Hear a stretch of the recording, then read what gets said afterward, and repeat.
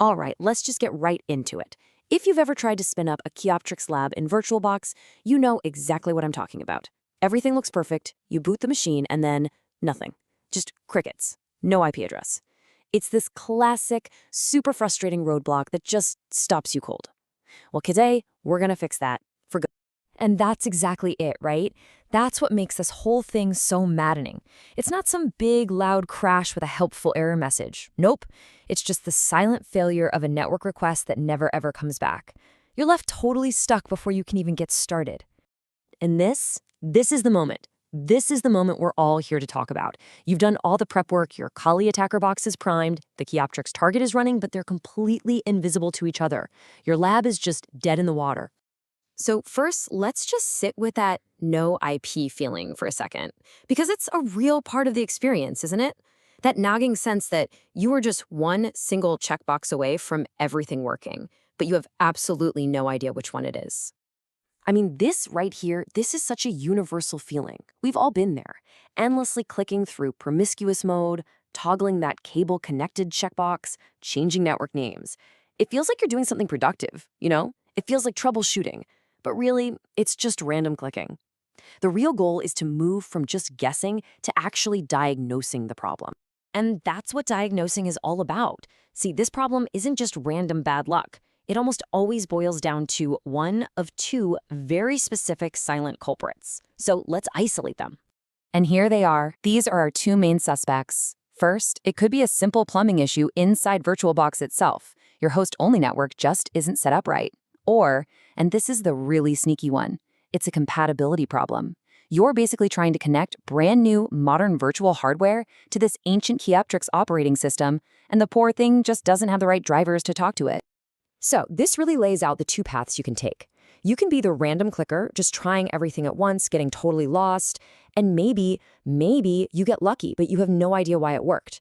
Or, and this is what we're aiming for, you can be the systematic operator who isolates the actual cause and applies one clean, powerful fix. So let's be systematic operators. This brings us to the big one, the high leverage move, the PCnet-PCIe fix. Honestly, this is the solution that works a shocking amount of the time, especially with these older VM images like Kioptrix. Now, let's break this down because the details here are super important. First, you have to do a full power off, not save state. Saving the state can actually preserve the broken network settings like a ghost in the machine. Then, double-check you're on the correct host-only network. And finally, here's the magic bullet. Go into the advanced settings for that adapter and change the adapter type to PCnet-PCI II. This is an older, more basic virtual network card that the ancient Kioptrix OS actually knows how to use. Then you do a clean boot and things should just work. And it's so true, isn't it? After you've spent maybe an hour just clicking random settings to find out the real solution was just this one little drop-down menu, it almost feels insulting.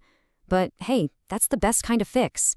It feels like you were trying to pick this incredibly complex lock when really the door was just a little sticky. Okay, so fixing the problem once is a massive relief. But the real victory, the real win, is setting things up so you never have to fix it again. So let's talk about building a lab that is just boringly reliable. So this brings up a good question. DHCP or a static IP? Look, DHCP is awesome for a quick one-off setup. But if you're building a lab you're going to come back to again and again, a static IP is your best friend. It saves you that annoying headache of having to rediscover your target's IP address every single time. So it's a trade-off, right? Save a minute now with DHCP, or save a minute times every single time you boot up with a static IP. And that time you save, it's not trivial. Let's say you waste 20 minutes on this issue just 4 times a month. If you have a known good profile that takes 5 minutes to set up, you just saved yourself over an hour. That's 75 minutes of your life back that you can actually spend learning instead of fighting with your tools. Okay, so you got an IP address. Huge win. You're feeling good.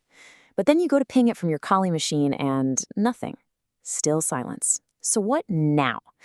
Well, don't panic and start randomly clicking settings again. You've just moved on to the next layer of troubleshooting. Here's your simple checklist. First, are both machines, your Kali box and your Kioptrix box, on the exact same host-only network?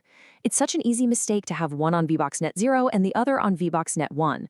Next, check that their IP addresses are in the same subnet, and sometimes your machine might even try to send the ping from the wrong network card. It's kind of like trying to call the right number, but from the wrong phone. So the whole point here, the big takeaway is this. We want to take all the mystery and the randomness and the frustration out of our lab setup. The goal is to make it so reliable that it's boring. That way, you can focus all your energy on the exciting part, the actual security work you came here to do. And this right here, this boils the entire process down into a 90-second mental checklist. Think of it as your new playbook.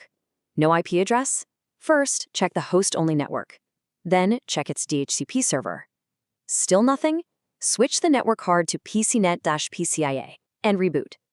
Got an IP but the ping fails? Just confirm both VMs are on the same network. That's it. That is the entire game plan. And that really brings us to the finish line. Because we didn't just fix a bug today, we built a stable, reusable foundation for all our future work.